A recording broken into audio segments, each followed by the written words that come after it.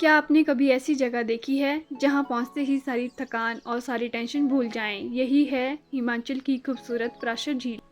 इस खूबसूरत झील तक पहुंचने के लिए हमने क्या क्या देखा और कैसे सफ़र किया, आइए आपको इस ब्लॉग में दिखाती हूँ। इस ब्लॉग की शुरुआत में अपने नानी के घर से करी थी। सुबह सुबह हम लगभग 4 बजे उठ गए थे। जल्दी जल्दी हम तैयार हुए और करीब 5 बजे हम घर से निकल पड़े। गांव से नीचे जहां हमारी बस मिलनी थी वहां हम समय से पहले ही पहुंच गए थे, लेकिन हमारी बस थोड़ी लेट थी। तब तक मेरी बहनों ने सोचा चलो थोड़ा मेकअप ही कर लेते हैं। तो ये मेरे ब्लॉग फेमस हुआ तो फिर क्रेडिट लेने मत आना, देखना बोलूंगी मैं सारी मेहनत मेरी थी। कुछ देर बाद आखिर हमारी बस आ ही गई। बस में बैठते ही सफ़र की असली शुरुआत हो गई। बस में सफ़र करते करते हमें पंडोह का बहुत ही सुंदर नज़ारा देखने को मिला। थोड़ी ही देर बाद पंडोह डैम भी दिखाई दिया। वहाँ का नज़ारा सच में बहुत ही सुंदर और खूबसूरत था। पंडोह पहुंचकर हमने बस बदल ली और आगे का सफ़र नई बस के साथ शुरू हो गया। रास्ते में हमें आईआईटी मंडी का खूबसूरत कैंपस भी देखने को मिला। रास्ते में बाढ़ से हुई तबाही भी देखने को मिली। कई जगह पर अभी भी उसके निशान हैं। हम जितने आगे बढ़ रहे थे उतनी खूबसूरत वादियाँ हमारा स्वागत कर रही थी। सच में ऐसे नज़ारे देख के दिल खुश हो जाता है। चलिए दोस्तों, अब पैदल चलते हैं। असली खूबसूरती तो अब शुरू होने वाली है। प्राशर झील की ठंडी हवा, खूबसूरत नज़ारे और गूंजती देवध्वनि।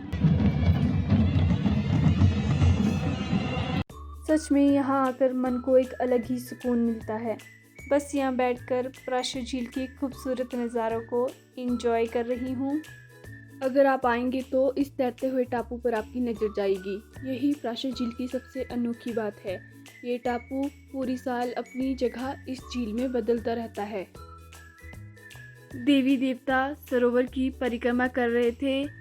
श्रद्धा के साथ जल का आशीर्वाद लिया जा रहा था और चारों ओर भक्ति का सुंदर माहौल था। यहाँ बैठकर ये सब देखना सच में बहुत ही अच्छा लग रहा था। यहाँ आकर हमें धारा नागन माता के दर्शन करने का अवसर मिला। माता का आशीर्वाद लेने के बाद हम प्राशर देवता के दर्शन करने मंदिर के अंदर गए। वहाँ दर्शन करके मन को बहुत शांति और सुकून मिला। मंदिर का माहौल बहुत ही सुंदर और श्रद्धा से भरा हुआ था। मंदिर में दर्शन करने के बाद हम मेले घूमने निकल पड़े। धूप काफ़ी तेज़ थी लेकिन मेले की रौनक देखने लायक थी। फिर हम देवी देवताओं का सुंदर नृत्य देखने बैठ गए। देव ध्वनि गूंज रही थी और पूरा माहौल खुशी और श्रद्धा से भरा हुआ था।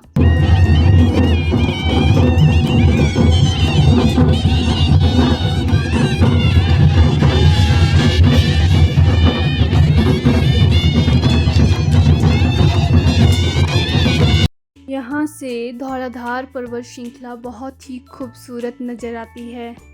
मौसम अचानक बदल गया था। आसमान में बादल छा गए थे और बारिश आने वाली थी। तो जल्दी जल्दी हम अपने रिश्तेदारों का टेंट ढूंढकर अंदर बैठ गए। जैसे ही मौसम थोड़ा ठीक हुआ तो हम टेंट से बाहर आए और हमने थोड़ी वीडियो शूट की। चारों तरफ घनी धुंध छाई हुई थी और पूरा माहौल बहुत ही खूबसूरत लग रहा था।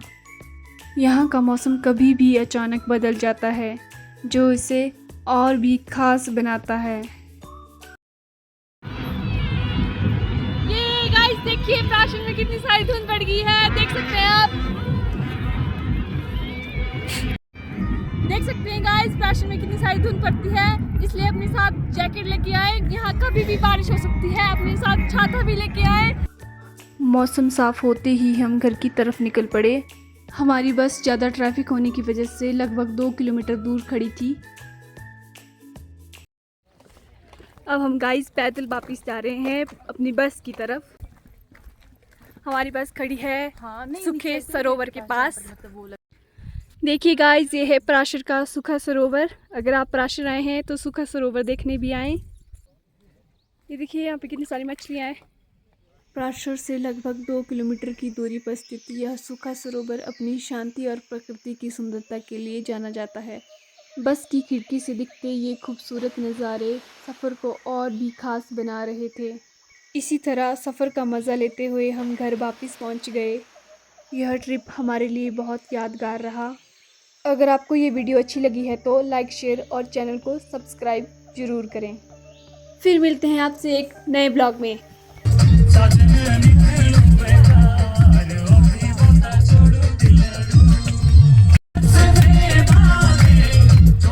अगर आपको भी इस बस की बुकिंग की जानकारी चाहिए तो आप मुझे कमेंट या DM कर सकते हैं।